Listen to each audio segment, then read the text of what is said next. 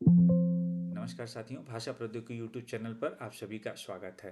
भारत सरकार के शिक्षा मंत्रालय द्वारा मूक पाठ्यक्रम के अंतर्गत वर्ष 2017 में स्वयं पोर्टल की शुरुआत की गई थी, जिस पर कई प्रकार के राष्ट्रीय संगठन संस्थान विभिन्न विषयों से संबंधित पाठ्यक्रम निःशुल्क रूप से संचालित कर रहे हैं। उन्हीं में से एक संगठन है सीईसी, जिसके माध्यम से भाषा प्रौद्योगिकी का परिचय एक बहुत ही महत्वपूर्ण पाठ्यक्रम, जिसके चौथे सत्र अर्थात जनवरी 2026 के पंजीकरण की प्रक्रिया चल रही है। और इसी पंजीकरण के दौरान हम भाषा प्रौद्योगिकी पखवाड़ा 3 जनवरी से लेकर 16 जनवरी 2026 तक हम लोग मना रहे हैं। अर्थात सावित्रीबाई फुले की जयंती से शुरुआत हमने इसकी की है और इसका समापन राष्ट्रीय स्टार्टअप दिवस के अवसर पर हम लोग करेंगे। अगर हम इसके मनाने के पीछे जो हमारी चिंता है उस पर हम बात करें, इसका उद्देश्य जो है उस पर बात करें, तो समावेशी शिक्षा, युवा सशक्तिकरण, सामाजिक न्याय, स्टार्टअप एवं नवाचार, पारिस्थितिकी तंत्र, डिजिटल युग में भारतीय भाषाओं का सुदृढ़ीकरण, इन 5 विषयों को लेकर हम इस भाषा प्रौद्योगिकी पखवाड़ा को हम मना रहे हैं।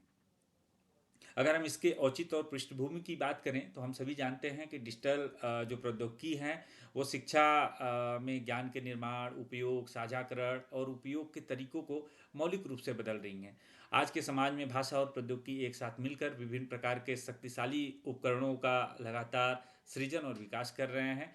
अगर हम समावेशी शिक्षा की बात करें तो समावेशी शिक्षा हम उसको कहते हैं जिसमें प्रत्येक सभी प्रकार के अध्येताओं की पृष्ठभूमि का ध्यान नहीं रखा जाता है, बल्कि यह ध्यान दिया जाता है कि सभी प्रकार के लोगों तक समान प्रकार की शिक्षा पहुँचे, भले ही उनकी पृष्ठभूमि कुछ भी हो, चाहे वह कृषक समाज से हो, मजदूर समाज से हो, बड़े पूंजीपति के घर के हों या किसी ब्यूरोक्रेट्स के घर के हों। तो समावेशी शिक्षा वह होती है जहाँ समान रूप से सबके लिए शिक्षा सुलभ हो। आगे हम आते हैं युवा सशक्तिकरण अर्थात डिजिटल भविष्य के लिए कौशल निर्माण।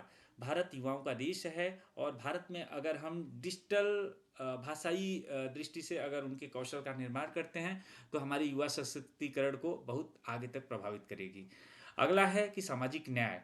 भूगोल, भाषा और सामाजिक आर्थिक स्थिति की बाधाओं को तोड़ते हुए हमें सब प्रकार के न्याय सभी के लिए सुलभ कराना है। अब जो महत्वपूर्ण इसका पहलू है स्टार्टअप इकोसिस्टम, अर्थात हमें युवाओं के अंदर जो अध्येता हैं उनके अंदर नवाचार और उद्यमिता को बढ़ावा देने के लिए हमें स्टार्टअप और इकोसिस्टम पर हमें ध्यान देने की ज़रूरत है। अब हम आते हैं पखवाड़े की जो संरचना है उसकी संरचना किस प्रकार से। हम इस पखवाड़े को दो भागों में विभाजित कर हम मना रहे हैं। जो पहला इसका भाग है 3 जनवरी से लेकर 9 जनवरी तक चलेगा और इसका दूसरे भाग की शुरुआत 10 जनवरी से लेकर 16 जनवरी तक इसको हम मनाएंगे। अगर हम पहले चरण की बात करें तो पहले चरण का मुख्य उद्देश्य है जागरूकता, समावेशन एवं मूल्य। चूँकि हमने आपको बताया कि जब 3 जनवरी जैसे ही हमारे मस्तिष्क में वह तिथि आती है तो हम सावित्रीबाई फुले को बहुत ही श्रद्धापूर्वक उनको नमन करते हैं। उनका महिलाओं के शिक्षा के क्षेत्र में जो उन्होंने योगदान दिया है, महिलाओं को शिक्षा के माध्यम से सशक्त करने के लिए जो उन्होंने समाज को संदेश दिया है, भारतीय समाज को, वह अनुकरणीय है। और उसी से प्रभावित होकर हम लोग जागरूकता, समावेशन और मूल्य पर हम विशेष रूप से ध्यान देते हैं, जिसके अंतर्गत मन शरीर कल्याण, समावेशी शिक्षा, सुगम्यता। अभी हमने विश्व ब्रेल दिवस मनाया है, उसके अंतर्गत सामाजिक न्याय और वैश्विक दृष्टिकोण, इन तमाम बिंदुओं पर हमने इस पर जिक्र किया, इस पर चर्चा किया। इसका जो दूसरा पहलू है वह 10 जनवरी से लेकर 16 जनवरी तक हम लोग मनाएंगे, चूँकि 10 जनवरी को विश्व हिंदी दिवस के रूप में मनाया जाता है और 16 जनवरी को हम राष्ट्रीय स्टार्टअप दिवस के रूप में मनाते हैं, जिसका मुख्य उद्देश्य है, जो इसका मुख्य थीम है, भाषा, युवा और नवाचार।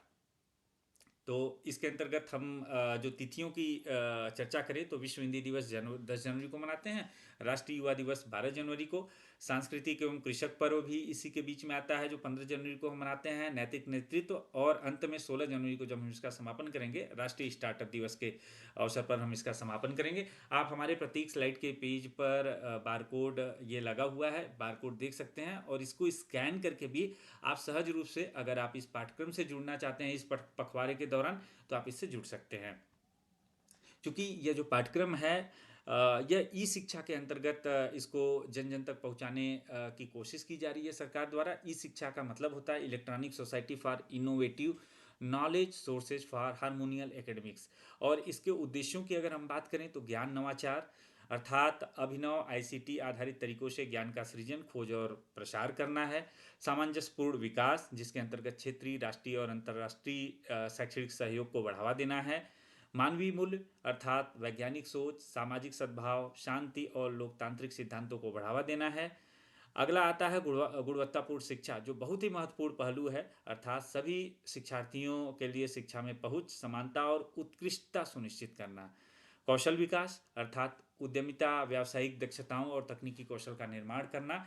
और अंत में आता है डिजिटल क्षमताएं, अर्थात विकसित होती प्रौद्योगिकियों के माध्यम से छात्रों और शिक्षकों की क्षमता को मजबूत करना। आज हम देख पा रहे हैं कि लगातार कई प्रकार के तकनीकी क्षेत्र में एप्लीकेशनों का विकास हो रहा है, सॉफ्टवेयर डेवलप किए जा रहे हैं जिनका सीधा संबंध हमारी भाषा से है। अब आइए मूक पाठ्यक्रम के अंतर्गत जो स्वयं पोर्टल पर भाषा प्रौद्योगिकी का परिचय पाठ्यक्रम उपलब्ध कराया गया है, उसकी क्या विशेषता है। अगर हम भाषा प्रौद्योगिकी पखवाड़ा मना रहे हैं और हम आप सभी से आग्रह कर रहे हैं कि इस पखवाड़े के दौरान अधिक से अधिक लोग इस पाठ्यक्रम से जुड़ें, क्योंकि यह पाठ्यक्रम निःशुल्क है, तो अगर आप जुड़ते हैं तो आपको किन किन चीज़ों को पढ़ने का मौका मिलेगा, किन किन चीज़ों को सुनने और सीखने का मौका मिलेगा। उसमें पहला है जो हमारा मौलिक ज्ञान होगा जिस पाठ्यक्रम के माध्यम से, जिसके अंतर्गत एनएलपी का परिचय, मशीन अनुवाद, भाषा और पाठ प्रसंस्करण प्रणालियाँ क्या क्या होती हैं, इसके बारे में हम बहुत ही गहनता के साथ, मतलब बुनियादी स्तर से एडवांस जो इसका स्तर है उस तक हम अध्ययन करेंगे। इसी के कड़ी में हम अगर देखें तो भारतीय भाषा कंप्यूटिंग के अंतर्गत डिजिटल स्पेस में बहुभाषी समावेश और पहुंच को मजबूत करना, इसको हम सीखने का प्रयास करेंगे इस पाठ्यक्रम के माध्यम से। और इसी के अंतर्गत नवाचार और सहायता देखें तो स्टार्टअप विचारों को प्रेरित करना और उद्यमशीलता की सोच को बढ़ावा देना भी इस पाठ्यक्रम का एक प्रमुख उद्देश्य है। अगले बिंदु की तरफ चलें जो बहुत ही महत्वपूर्ण है, भविष्य के लिए कौशल तैयार करना, अर्थात भविष्य के लिए युवाओं को अत्याधुनिक डिजिटल दक्षताओं से लैस करना। ये जो हमने 4 बिंदु आपको बताएं, ये 4 बिंदु इस भाषा प्रौद्योगिकी का परिचय पाठ्यक्रम का मुख्य उद्देश्य है, मुख्य लक्ष्य है, जिसको लेकर लगातार इसको प्रचारित और किया जा रहा है। अगर इसके पीछे छिपी हुई राजनीतिक दृष्टि की हम बात करें तो आपको पता है कि शिक्षा, भाषा, प्रौद्योगिकी, युवा और नवाचार, ये 5 बिंदु ऐसे हैं जो किसी भी राष्ट्र को सशक्त बनाते हैं। क्योंकि हमारा भारत, हमारा देश अभी भी एक विकासशील राष्ट्र है और आदरणीय प्रधानमंत्री जी का आह्वान है कि हम सभी मिलकर हर क्षेत्र में काम करें, एक क्रांति लाएं हर क्षेत्र में, जिससे राष्ट्र का उद्धार हो। और 2048 का जो लक्ष्य उनके द्वारा निर्धारित किया गया है, विकसित भारत का लक्ष्य, उसमें जो शिक्षा है, भाषा है, प्रौद्योगिकी और युवाचार, इसकी बहुत ही महत्वपूर्ण भूमिका होने वाली है। तो इसके अंतर्गत सीखने की हम क्षमता और उस क्षमता को नवाचार और उद्यमिता में कैसे बदल सकते हैं, हम इस पखवाड़े के दौरान हम सीखने का प्रयास करेंगे। इस तकनीकी कौशल विकास आंदोलन में अब होता है कि इसमें कौन कौन भाग ले सकते हैं। जो हम पखवाड़ा आयोजित कर रहे हैं या भाषा प्रौद्योगिकी का परिचय जो पाठ्यक्रम है, अगर इससे जुड़ना चाहते हैं तो होता है कि इससे कौन कौन जुड़ सकते हैं। तो ई शिक्षा के अंतर्गत इस संचालित पाठ्यक्रम में किसी भी भारत वर्ष के अंतर्गत या विश्व के किसी शैक्षणिक संस्थान से संबंधित जो लोग हैं, जो विश्वविद्यालय, कॉलेज या अनुसंधान केंद्र के लोग हैं, वो जुड़ सकते हैं। शिक्षक और शोधकर्ता के रूप में संकाय सदस्य और अकादमिक जो पेशेवर लोग हैं वह जुड़ सकते हैं। छात्र और युवा नव प्रवर्तक के अंतर्गत युवा शिक्षार्थी और महत्वाकांक्षी उद्यमी जुड़ सकते हैं। सरकार और संगठन के अंतर्गत विभिन्न मंत्रालय, विभाग, बैंक और सार्वजनिक उपक्रम के जो अधिकारी और कर्मचारी जो उसमें काम कर रहे हैं वो सभी इसमें जुड़ सकते हैं। इसके लिए किसी उम्र की सीमा नहीं है। अगर आप इंटर अर्थात +2 पास किए हुए हैं और आपके अंदर थोड़ी सी भाषाई कौशल और तकनीकी चेतना है तो आप इस पाठ्यक्रम से जुड़कर अपनी इस भाषाई और तकनीकी चेतना को और एडवांस बना सकते हैं। अब आते हैं इसका मुख्य उद्देश्य, और जब हम यह पखवाड़ा समाप्त करेंगे या यूँ कहें कि जब भाषा प्रौद्योगिकी का परिचय पाठ्यक्रम आप इससे जुड़ेंगे और पाठ्यक्रम जब आप उत्तीर्ण करेंगे, चूँकि इसकी परीक्षा राष्ट्रीय परीक्षा एजेंसी द्वारा ली जाती है, जब इस परीक्षा को आप उत्तीर्ण करेंगे तो नई शिक्षा नीति के तहत आपको 5 क्रेडिट स्कोर मिलेंगे, जिसका उपयोग आप अपने कैरियर ग्रोथ के लिए कर सकते हैं। तो इसका प्रमुख उद्देश्य जो उद्देश्य है उसमें भारतीय भाषाओं को सशक्त बनाना है। सबसे प्रमुख उद्देश्य है और आज उसकी ज़रूरत है।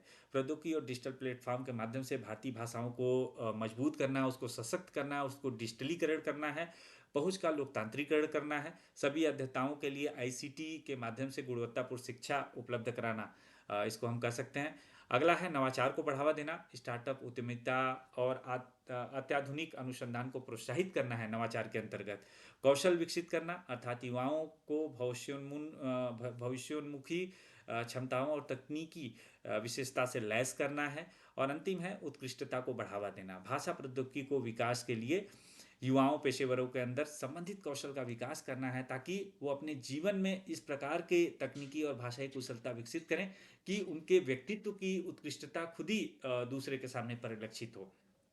अब आता है कि अगर इतने महत्वपूर्ण चीज़ें हमें सीखने को मिल रही है, तो क्यों ना हम इस निःशुल्क पाठ्यक्रम से जुड़ें।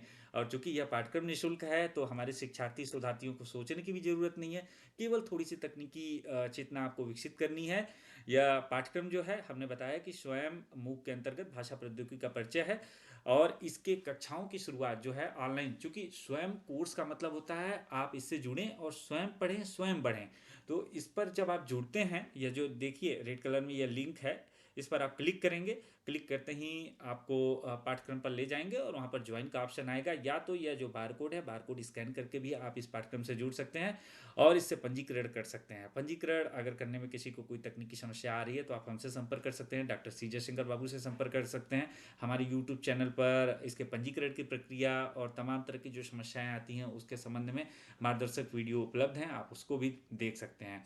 तो इसके माध्यम से आप सभी जुड़ सकते हैं। 13 जनवरी 2026 को इस पाठ्यक्रम की औपचारिक शुरुआत हो जाएगी। यह 15 सप्ताह का एक महत्वपूर्ण पाठ्यक्रम है और मई के दौरान आपकी परीक्षा राष्ट्रीय परीक्षा एजेंसी द्वारा ली जाएगी। आइए साथियों, मैं आह्वान करता हूं आप सभी से, आइए सीखते हैं, अपने कौशल को बढ़ाते हैं, कौशल के माध्यम से नवाचार करते हैं, फिर स्टार्टअप करते हैं।